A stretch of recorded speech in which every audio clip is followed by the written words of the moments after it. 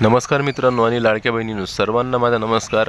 तर या व्हिडिओमध्ये तुम्हाला सांगणार आहे की दिव्यांग पेन्शन योजना आणि त्यानंतर विधवा पेन्शन योजना, संजय गांधी निराधार योजना, लाडकी बहीण योजना, वृद्धावस्था योजना या सर्वांना आता डिसेंबर महिन्यापासून 2100 रुपये प्रति महिना मिळणार आहे। त्यांचे जे मानधन आहे, त्यांचे जे पेन्शन आहे हे वाढवून देणार आहे सरकारने आपल्या घोषणापत्रामध्ये त्यांनी स्वतः सांगितलेलं आहे की आता या सर्व योजनांचे पैसे जे आहेत ते आम्ही वाढवून देणार आहोत। सर्वांना 2100 रुपये मिळणार आहेत। त्यासाठी तुमच्या बँकेचं जे डीबीटी असते ते ॲक्टिव्ह असणं गरजेचं आहे।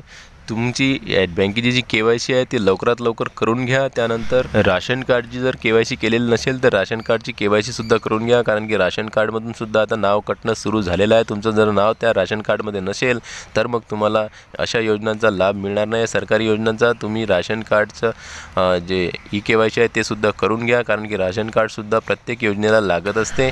एकनाथ शिंदे यांनी निवडणुका अगोदर त्यांच्या घोषणापत्रामध्ये या सर्वांसाठी वृद्धावस्था योजनेमध्ये सुद्धा 2100 रुपये देण्याचे आश्वासन दिले होते। त्यानंतर जे संजय गांधी निराधार योजना आहे यामध्ये सुद्धा पैसे वाढवून देण्याचे आश्वासन त्यांनी दिलेलं होतं।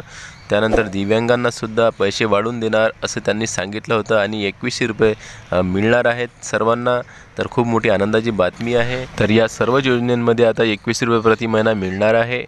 तर व्हिडिओ आवडल्यास आपल्या चॅनलला टेक्निकल मराठी या चॅनलला सबस्क्राईब करा। भेटूया पुन्हा नवीन एका व्हिडिओमध्ये। तोपर्यंत जय महाराष्ट्र।